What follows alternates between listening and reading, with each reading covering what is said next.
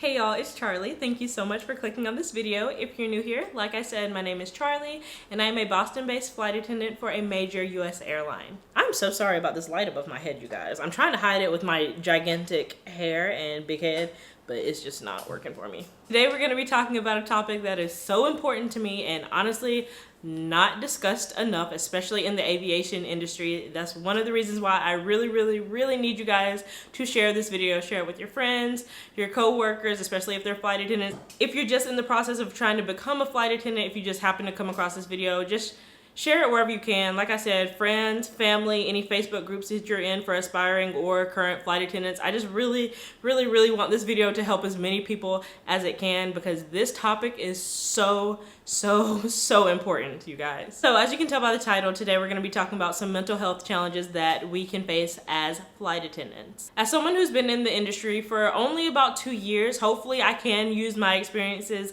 to help you guys. Honestly, just opening up this dialogue is going to be really helpful in itself. So I really want to share my experiences and my insight as someone who is in the aviation industry and who suffers from mental health issues. I am a mental health advocate, I am a therapy advocate, and I just really want to use my platform to spread some awareness and offer some support. So let's get started. So some of the things I want to hit on in this video: loneliness, stress, anxiety, difficult passengers, sleep, and of course, depression. There's so many different ways we can work through these challenges, whether that's self-care, peer support, or even therapy. Regardless of whether you have clinical mental health issues like anxiety or depression, or if you're just going through a hard time in your life right now, Lord knows I understand that. Or if you're just having a hard time dealing with the life of a flight attendant, therapy can give you the tools that you need to approach your life in a very different way. That's why I'm excited to tell you about today's sponsor, BetterHelp. BetterHelp's mission is to make therapy more affordable and more accessible. This is an important mission because finding a therapist can be really hard, especially if you're a flight attendant who's always on the go. BetterHelp is a platform that makes finding a therapist easier because it's online, completely remote, and by filling out a few questions, BetterHelp can match you with a professional therapist in as little as a few days. It's really easy to sign up and get matched with a therapist. There's actually a link in the description box. It's betterhelp.com/Charlie. Clicking on that link not only supports this channel, but it'll get you 10% off your first month of BetterHelp. So this way you can try it out, connect with a therapist, and see if it's right for you. And because finding a therapist is a little like being a flight attendant, if you don't really fit with the person you're working with, you can put them on your no-fly list. Easily switch to a new therapist at no additional cost. No stressing about your insurance, who's in your network, anything like that. So if you're struggling, please consider signing up for online therapy with BetterHelp. Like I said, click on the link in the description box. I'll also have it right here on the screen. So you can visit betterhelp.com/Charlie. That's better, BETTER, help, HELP.com/Charlie. And thank you again, BetterHelp, for sponsoring this video. So let's hop into some of the challenges that you can face as a flight attendant. First things first, the glamour versus the reality. This job can look so glamorous to outsiders. And honestly, before I became a flight attendant, I thought this job was going to be a piece of cake. I thought it was just pretty people in cute uniforms, flying all over the world, seeing new places, meeting new people, just getting paid to literally travel and have fun, and everything's glamorous and they're all having a great time. And I think we've noticed over the last few years that is not always the case. No one ever talks about the struggles that are behind the scenes of this job. And that is what we're going to talk about today. One of the first challenges that I always like to portray on my channel, and I've talked about it a little bit, but I really want to get across, is this job can be very lonely. The loneliness and the isolation of it all literally never gets talked about. We're away from home and family and friends for extended periods of time. And yes, that is something that people talk about a lot. But it's not just that. It's being around people so much and them just not being the right people. Honestly, you can go out with your friends on layovers and you can make plans with the crew. You can put anyone on your flight benefits and bring them along. But at the end of the day, like, you have those layovers where you're just sitting there in your hotel room completely alone.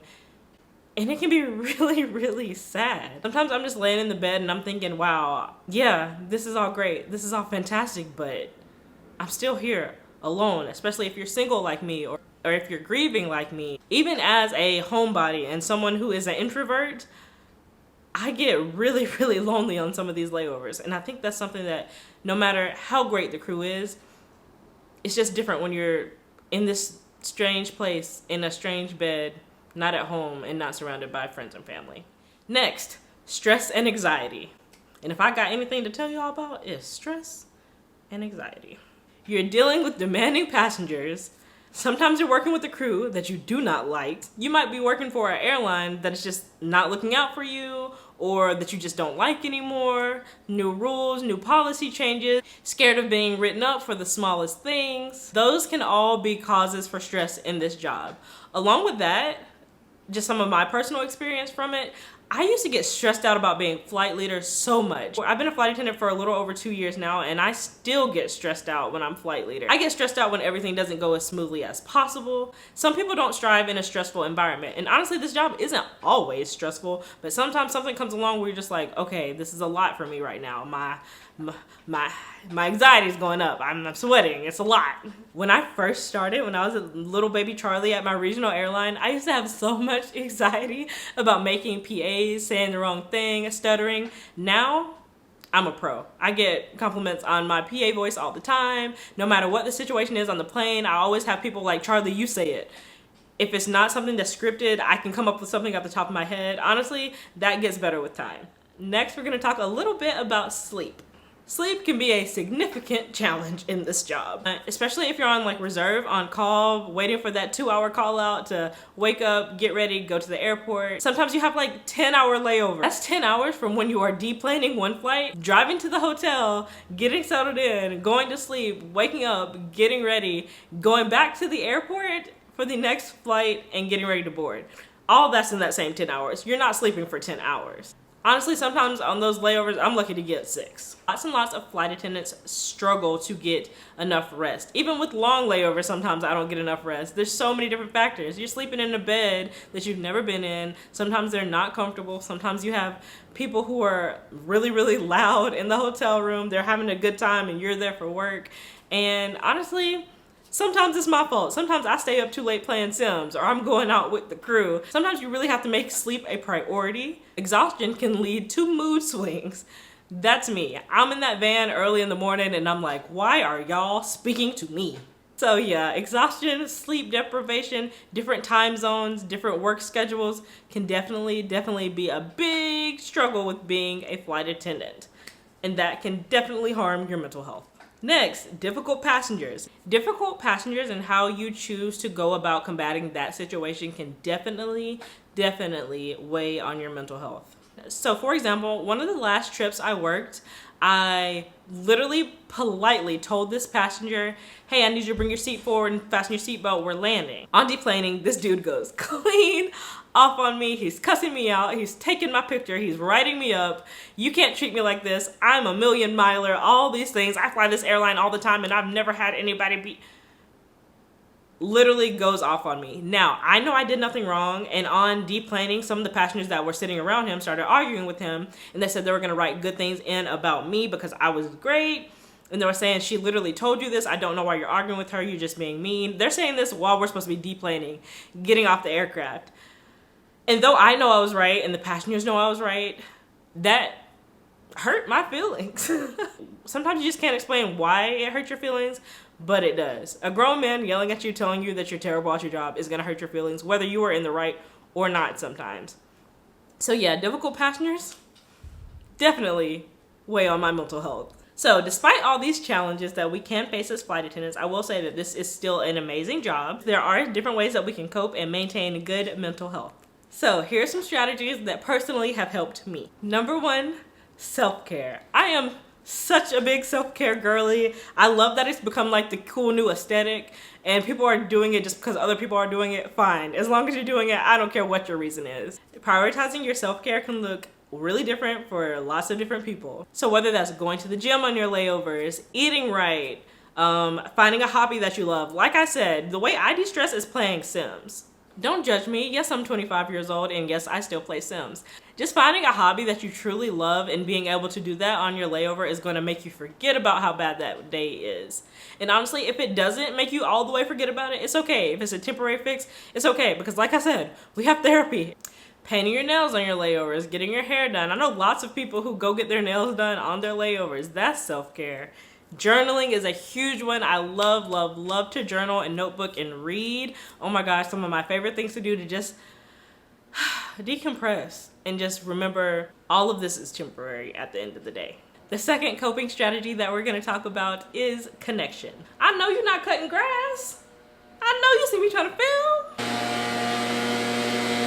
Okay, you guys, so there were leaf blowing right outside of my apartment, but we are almost done with this video. I believe I was talking about the different ways that we can connect. Connection is a very, very, very big coping strategy when it comes to your mental health, especially as a flight attendant. When I get to my layover hotel, I always try to make sure I talk to at least one person, whether that's my friends or whether it's my mom or my brothers. I try to at least contact one person. Hey, landed safe. I'm in blah, blah, blah for the day. And just really feel connected to home even when I'm not there. Another part of connection is connecting with your crew. I have had some amazing crews at both of the airlines that I've been at. But definitely connecting with your crew if they want to go out, any friends that you have in that city. Bidding for layovers in cities that your friends are in can be amazing. Another coping strategy, we're gonna call this one mindfulness. So this can be different techniques like deep breathing, meditation, or if you are religious like me, just staying prayed up. Honestly, staying prayed up and talking to my therapist are the two things that honestly keep me together. Laying in bed, reading a book, laying on the beach, journaling. I've even visited different churches on my layover, or I'll just set up my computer and watch my church from back home on the online service. And this isn't just for on your layovers, you guys. Breathing techniques, I can't tell you how many times I've went to the back galley or went to the lab and I've had to take like, okay, just give me a minute, I need to breathe. Just tell one other person on your crew like, hey, I need a minute, I'm about to step into the lab. I've done my deep breathing in there. I have cried in there. I have just like contemplated life and this job in them labs, honey. If those lab walls could talk. So yes, practicing mindfulness is a great way to relieve stress. And fourth and foremost, do not be afraid to seek professional help. Like I said, I personally use BetterHelp because I think it's just easy for me. I used to have an in-person therapist, but like that just doesn't work well. I'm from Alabama. I work in Boston, Massachusetts. I live here in Dallas, Texas. That's just a lot. Going to therapy online has been the best thing for me. And like I said, I can get you 10% off that. You can also use resources that your airline has to provide to you directly. I do want to say with those, make sure that there is actually signed documentation saying that they are not allowed to use whatever you say and report it back to the airline. That is very important. I would always make sure to make that clear before I started therapy with any work-related therapists. It definitely depends on your airline, but I know lots of airlines are developing these type of apps and online websites and programs and just different things to help flight attendants have someone to talk to. Airlines are really starting to get better at providing that type of support to their flight attendants and other workers. And lastly, I do want to talk about the importance of peer support. No one gets this job like another flight attendant. Having the support of another flight attendant is honestly a game changer. You don't have to explain it to them. They get it. And honestly, whether it's something serious or just something like, oh my gosh, that passenger sucked, I just need to vent. This flight sucks, I just need to vent. That pilot was trash, let's go out and get a drink and talk about it. Having that peer support is very, very important.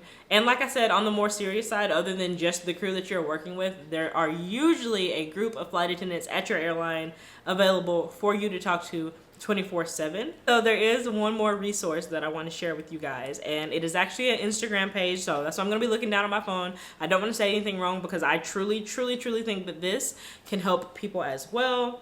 The Instagram page is actually therapy, but it's spelled THAIR,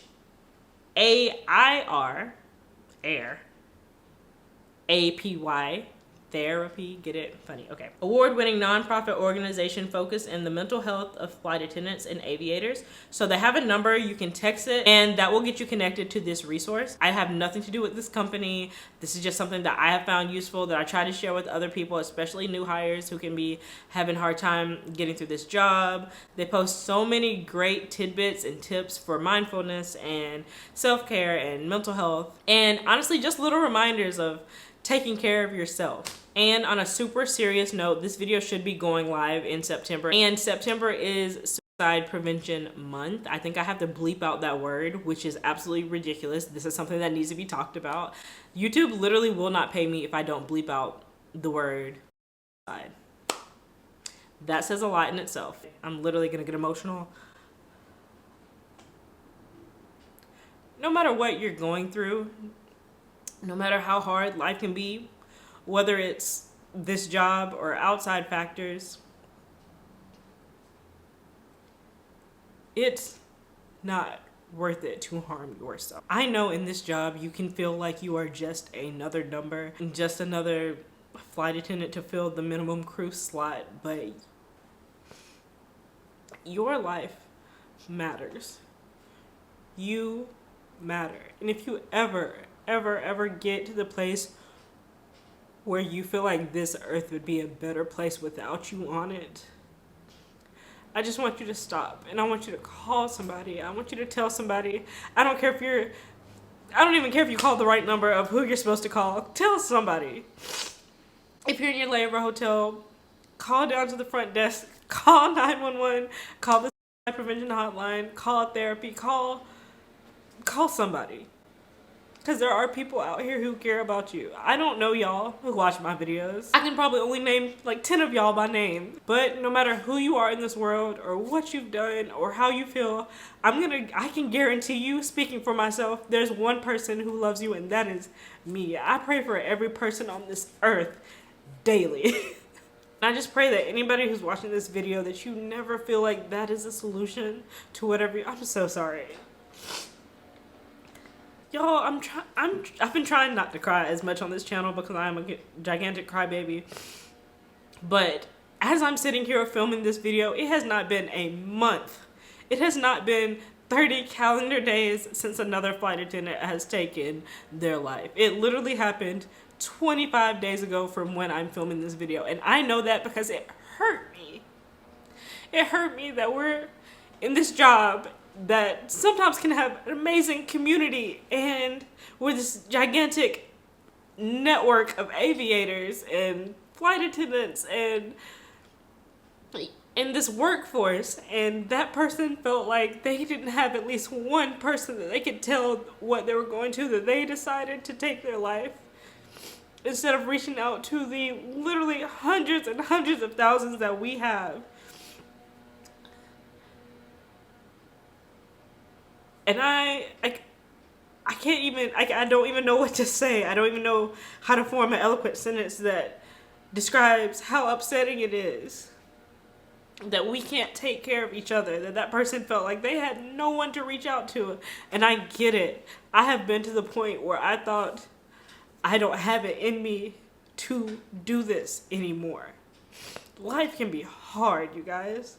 I have gone from being the best flight attendant ever, everyone's enjoying me, everybody loves me on the crew, the passengers are writing in good notes for me, hanging out with the crew, going out to movies, drinking and everything, and I'll get to my layover hotel room and I'll just cry, and I'll just cry on the disgusting hotel room floor because I feel like this life is just too much sometimes. And it's not the life of a flight attendant, it's a human being on this earth. So I just hope that this video was able to help somebody whenever you get to that point, or way before you get to that point. Please practice some of these coping skills. Please reach out to somebody. Please go seek therapy if you truly feel like you need it. There's so many resources out there for you guys, and I'll put as many as I can in the description box. Whatever it is, I promise you it's not worth dying over. Honestly, I don't know if I finished any of those thoughts because I just kind of got really, really emotional. But yo, please talk to somebody. And when I say share this video, it's not about views. It's not about YouTube paying me. I need people to know these skills. I can't have a platform, no matter how small I think my channel is. I can't do this if I'm not actually helping somebody. I was put on this earth to help people, and this is the way that I'm choosing to do it. I need people to see this video and understand that there are so many resources out there. Just you watching this video, making it this far, because I'm sure the video is getting quite long now, is a step in prioritizing your mental health. Whether you need these tips now or not, or in the future, I just hope that you got something out of this video, because now it just feels like that I'm crying and rambling at you guys. So I will wrap it up. So sorry. Something that I didn't talk about in the video is there's so much not only can there be so much loneliness and anxiety and depression, there's so much guilt in this job. Don't feel guilty for prioritizing your mental health or just being sick or just being tired. No matter how new you are at the job, do not let these companies work you to the point whether you're having a mental breakdown on a layover or work you to the point where you just can't get out of bed and you're no good to them dead. And that's just the simple fact of it. There's just so much more that I have to say on this topic, and I just know this video is getting too long, so I am going to go ahead and wrap it up. But thank y'all so much for watching this video, and like I said, for sharing it, and especially if you watched this long, because I have a feeling this video is getting really, really long. If you found this video helpful, go ahead and leave me a comment saying that. It would honestly make my day. If you have any advice that you would like to give to anyone, go ahead and put it in the comment section as well. Reach out to me if you'd like to chat. And let's just continue to raise awareness and to support each other. All right, you guys, until the next video, y'all have a blessed day. Take care and fly safe.